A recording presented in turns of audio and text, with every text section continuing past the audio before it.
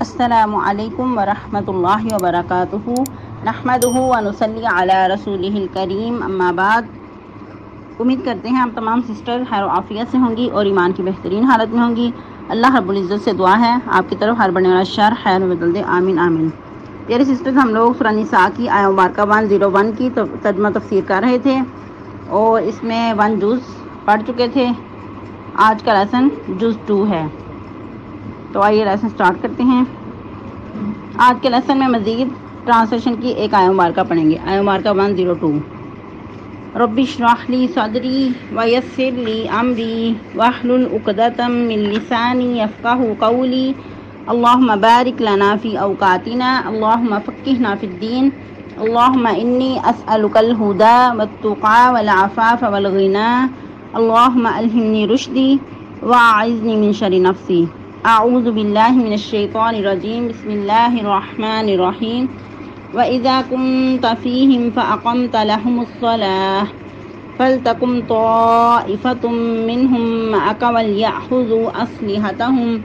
فَإِذَا سَجَدُوا فَلْيَكُونُوا مِنْ وَرَائِكُمْ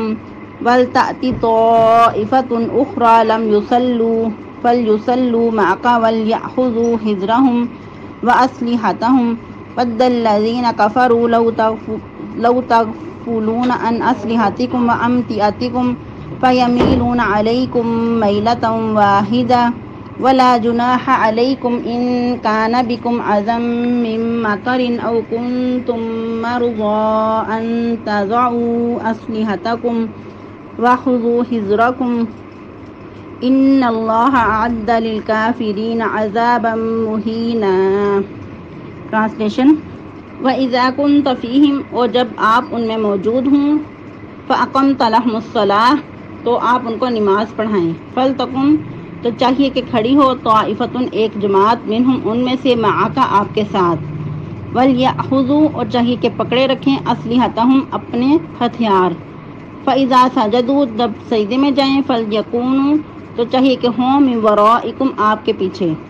وَلْتَأْتِ طَائِفَةٌ، اور چاہیے کہ آئے ایک جماعت، اخرى، دوسری، لم یصلوا، جس نے نماز نہیں پڑھی، فلیصلوا، تو چاہیے کہ وہ نماز پڑھے، معک، آپ کے ساتھ، ولیأخذوا حذرهم واسلحتهم، وہ چاہیے کہ اپنا بچاؤ پکڑے رکھیں اور اپنے ہتھیار بھی، ود الذین کفروا، چاہتے ہیں وہ لوگ جو کافر ہیں، لو تغفلون، کاش کہ تم غافل ہو جو، ان اسلحتکم، اپنے اسلحہ سے، وامتعتکم، اور اپنے ہتھیاروں سے، فیمیلون علیکم میلۃ واحدہ، تو وہ حملہ کر دیں تم پر، حملہ کرنا یک بارگی، ولا جناح علیکم، اور نہیں گناہ تم پر، ان کان بکم اذن، اگر ہو تم تکلیف من مطر، بارش کی وجہ سے، او کنتم مرضی، یا ہو تم بیمار، ان تضعوا اسلحتکم، یہ کہ تم رکھ چھوڑو اپنے ہتھیار، وخذوا حذرکم، اور چاہیے کہ اپنا بچاؤ کر کے رکھیں، ان اللہ، بے شک اللہ تعالیٰ نے، اعد، تیار کی ہے، للکافرین، کافروں کے لیے، عذاب مہینہ، عذاب رسوا کن۔ تفسیر آیہ مبارکہ 101 سے، جیسا کہ اس میں ہم جز 1 پڑھ چکے تھے، آج کا لیسن جز 2 ہوگا۔ وَإِذَا ضَرَبْتُمْ فِي الْأَرْضِ فَلَيْسَ عَلَيْكُمْ جُنَاحٌ أَن تَقْصُرُوا مِنَ الصَّلَاةِ إِنْ خِفْتُمْ أَن يَفْتِنَكُمُ الَّذِينَ كَفَرُوا إِنَّ الْكَافِرِينَ كَانُوا لَكُمْ عَدُوًّا مُّبِينًا۔ جیسا کہ ہم لوگوں نے کل کے لیسن میں پڑھا کہ اگر تم خوف کی حالت میں ہو تو پھر نماز کو کم پڑھنے میں کوئی حرج نہیں ہے، لیکن یہ اس وقت کے حالات تھے کہ جب جنگ اور اس کے علاوہ درس و تدریس کی وجہ سے سفر کے لیے نکلتے، لیکن اگر آپ وسلم کی زندگی کو دیکھا جائے تو آپ صلی اللہ علیہ وسلم امن اور سکون کی حالت میں بھی قصر نماز ہی پڑھا کرتے تھے سفر میں۔ متعدد احادیث مبارکہ اس بات کی دلالت کرتی ہیں کہ نبی صلی اللہ علیہ وسلم کا جو طریقہ تھا، اس کے بعد صحابہ کرام رضی اللہ تعالیٰ عنہم کا بھی طریقہ تھا کہ سفر کی حالت میں قصر کیا کرتے تھے۔ جیسا کہ سیدنا عمر فاروق رضی اللہ تعالیٰ عنہ سے ایک شخص نے پوچھا کہ کیا وجہ ہے کہ لوگ ہر سفر میں قصر کر رہے ہیں، جبکہ قرآن مجید میں یہ حکم خوف کے ساتھ ہے، یعنی کہ خوف کی حالت ہو تو پھر تم قصر کر لو، قصر کرنے میں پھر حرج نہیں۔ تو سیدنا عمر فاروق نے فرمایا کہ خود مجھے بھی اس پہ تعجب ہوا تھا اور میں نے نبی صلی اللہ علیہ وسلم سے اس کا ذکر کیا تو آپ صلی اللہ علیہ وسلم نے فرمایا کہ یہ ایک صدقہ ہے جو اللہ نے تم پر کیا ہے، تو تمہیں چاہیے کہ اس کا صدقہ قبول کرو، یعنی کہ یہ رخصت ہے اللہ کی طرف سے، تمہیں ایک انعام کے طور پہ عطا کیا گیا ہے، تو تم اس کی رخصتوں کو قبول کرو، اس کو یعنی کہ اپنی زندگی میں ڈال لو۔ تو کل بھی بتایا گیا تھا کہ اللہ رب العزت کو جس طرح فرائض کی پابندی پسند ہے، اسی طرح اللہ رب العزت کو پسند ہے کہ بندے جو اللہ رب العزت کی طرف سے دی گئی رخصتیں ہیں اس سے فائدہ اٹھائیں۔ پھر مزید سیدنا عبداللہ بن عباس فرماتے ہیں کہ نبی صلی اللہ علیہ وسلم کے ساتھ ہم مدینہ میں یعنی کہ مدینہ سے مکہ تشریف لے گئے، اس وقت آپ صلی اللہ علیہ وسلم نے 2 رکعت ہی پڑھی، جبکہ اس وقت اللہ رب العزت کے سوا کسی کا خوف نہیں تھا، یعنی کہ امن کے حالات تھے، کوئی کسی قسم کا دشمن کا خوف نہیں تھا، اس کے باوجود آپ صلی اللہ علیہ وسلم نے سفر کی نماز قصر کر کے پڑھی تھی۔ پھر مزید سیدنا انس بن مالک فرماتے ہیں رضی اللہ تعالیٰ عنہ کہ ہم رسول اللہ صلی اللہ علیہ وسلم کے ساتھ مدینہ سے مکہ کے لیے روانہ ہوئے تو آپ نے نماز 2 رکعت ادا کی یہاں تک کہ ہم مدینہ واپس آ گئے۔ تو پھر مزید حدیث کے راوی کہتے ہیں کہ میں نے پوچھا آپ لوگوں نے مکہ میں کتنی دیر قیام کیا، تو انہوں نے جواب دیا کہ ہم نے 10 دن قیام کیا،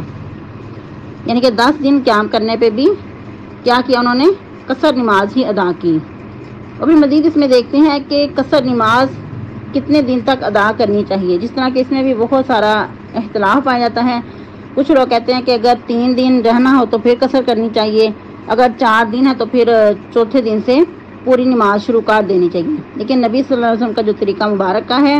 ابھی آپ نے جو حدیث سنی کہ 10 دن قیام کیا تو اس پہ قصر کی، پھر مزید نبی صلی اللہ علیہ وسلم نے مکہ میں قیام کیا 19 دن تک، تو اس وقت آپ صلی اللہ علیہ وسلم نے قصر ہی نماز ادا کی۔ مزید سیدنا جابر رضی اللہ تعالیٰ عنہ فرماتے ہیں کہ نبی صلی اللہ علیہ وسلم تبوک میں 20 دن تک ٹھہرے رہے اور اس وقت نماز قصر ہی ادا کرتے رہے۔ اور یاد رہے کہ اس میں نبی صلی اللہ علیہ وسلم کا کوئی حکم مبارکہ نہیں ملتا، البتہ جو آپ صلی اللہ علیہ وسلم کو صحابہ کرام نے دیکھا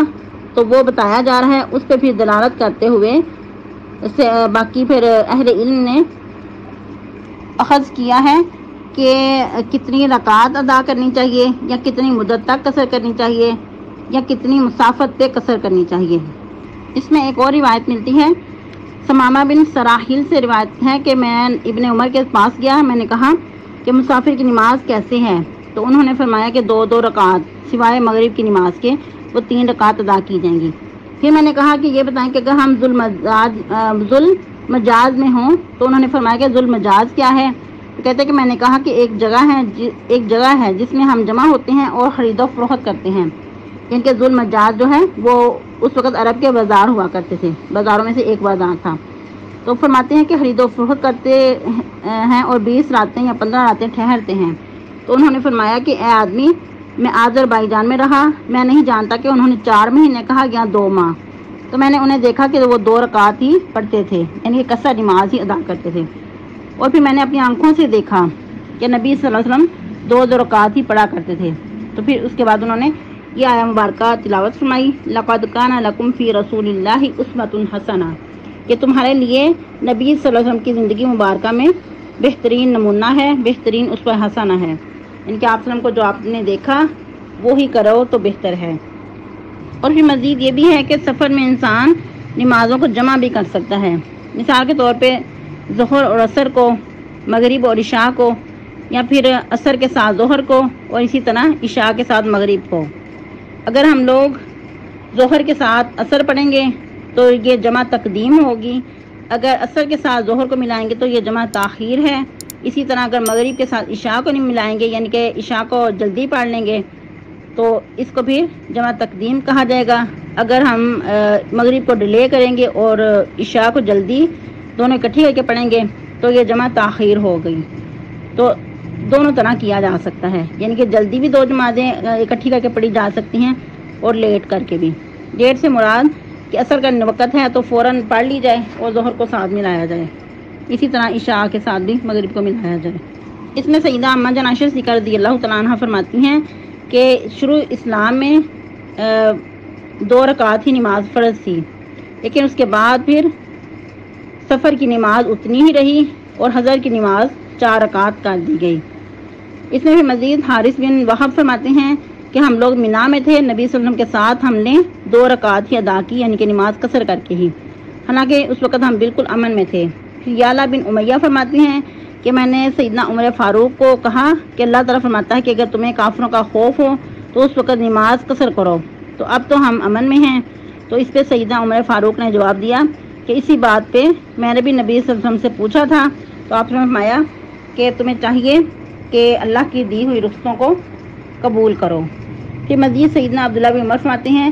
کہ میں نے رسول اللہ صلی اللہ علیہ وسلم کو دیکھا کہ آپ صلی اللہ علیہ وسلم سفر میں جب جلدی ہوتی تو مغرب کو مؤخر کر لیتے، 3 رکعت پڑھتے، پھر سلام پھیرتے، پھر تھوڑی دیر بعد عشاء کی اقامت کہی جاتی تو آپ 2 رکعت پڑھتے، پھر سلام پھیرتے۔ پھر مزید سیدنا عبداللہ بن عمر فرماتے ہیں کہ سیدنا عبداللہ بن عباس فرماتے ہیں کہ آپ صلی اللہ علیہ وسلم نے مدینہ میں رہ کر سفر کے بغیر 7 رکعتیں مغرب اور عشاء کی ادا کی اور 8 رکعت ظہر اور عصر کی ملا کر پڑھی، یعنی کہ مدینہ میں رہتے ہوئے سفر کے بغیر۔ اس وقت ایوب سختیانی فرماتے ہیں کہ میں نے جابر بن زید سے کہا کہ شاید وہ اس وقت بارش کی رات ہو، تو انہوں نے کہا ہو سکتا ہے ایسا ہی ہو، یعنی کہ اگر کوئی ایسے حالات ہیں، بیماری ہے یا کوئی بارش کا معاملہ ہے تو پھر 2 نمازیں جمع کر کے بھی ادا کی جا سکتی ہیں۔ اور پھر مزید اس طرح بھی کیا جا سکتا ہے کہ جب انسان سفر کے لیے روانہ ہو تو اس وقت بھی 2 نمازیں ایک ساتھ ملا کر ادا کر کے تو روانگی کر لے، سفر سے پہلے 2 نمازوں کو اکٹھا کر کے ادا کر لے۔ اور اس وقت بھی یہ طریقہ ہوگا کہ اگر انسان اپنے گھر سے نکلا ہے اور دور دراز سفر کے لیے جا رہا ہے اور اتنا اپنے گھر سے دور چلا جائے کہ آبادی سے باہر نکل آئے، تو اس وقت پھر سفر کی حالت میں قصر کر سکتا ہے، جس طرح کہ نبی صلی اللہ علیہ وسلم جب مدینہ سے تشریف روانہ ہوئے تو ذوالحلیفہ پہنچے تو اس وقت آپ صلی اللہ علیہ وسلم نے قصر نماز ادا کی، یعنی اس وقت اگر مسافت تھوڑی بھی ہو تو پھر نماز قصر کی جا سکتی ہے، جس طرح کہ مدینہ سے ذوالحلیفہ کا جو رستہ ہے وہ غالباً 6 کلومیٹر ہے یا اس سے کچھ زیادہ ہوگا،